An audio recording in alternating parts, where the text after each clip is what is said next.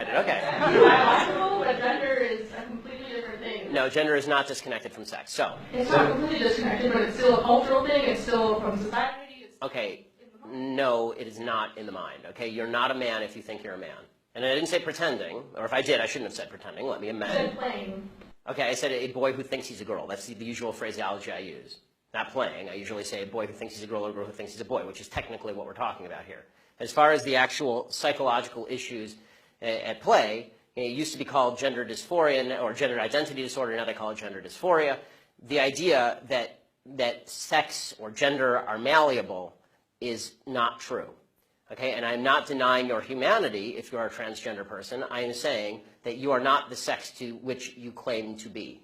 You're still a human being, and you're a human being with an issue that I wish you Godspeed in dealing with in whatever way you see fit. But if you are going to dictate to me that I'm supposed to pretend that men are women and women are men, no. My answer is no. I'm not going to modify basic biology because it threatens your subjective sense of what you are. Okay, but you're still saying these kids should not be accepted because they don't really fit in either place. They can't just I'm saying that the Boy Scouts have a standard. You must be a biological boy to be a Boy Scout. You have to be a boy to be a Boy Scout. Where's that written, though? Okay. In the name Boy Scouts. Because this is a very because for all of human history, boy meant boy and girl meant girl. Boy did not mean girl. And if I call you a moose, are you suddenly a moose? Okay, if I redefine our terms.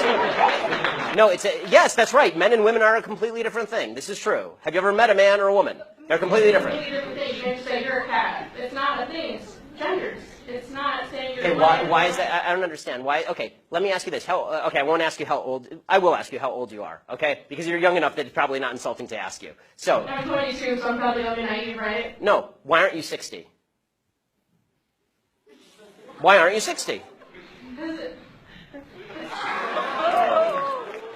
And why can't you identify as 60? What is the problem with you identifying as 60? You're right. Age is significantly less important than gender.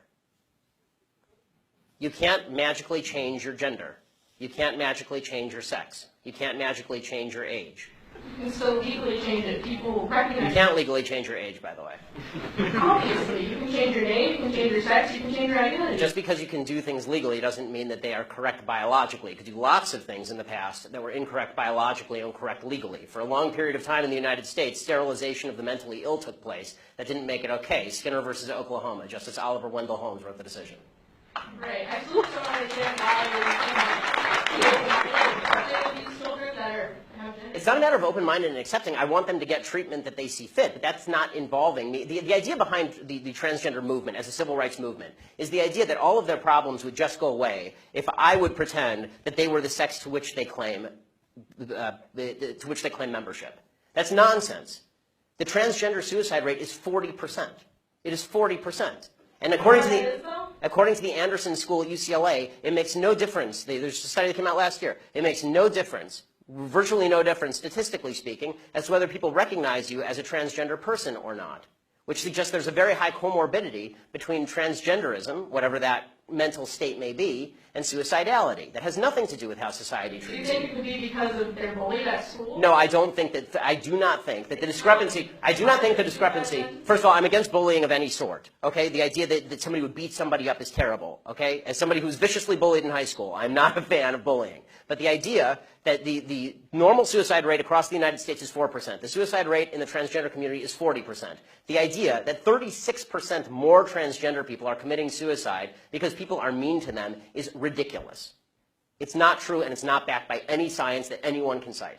It is pure conjecture. In fact, it's not even true that bullying causes suicide, according to a lot of studies.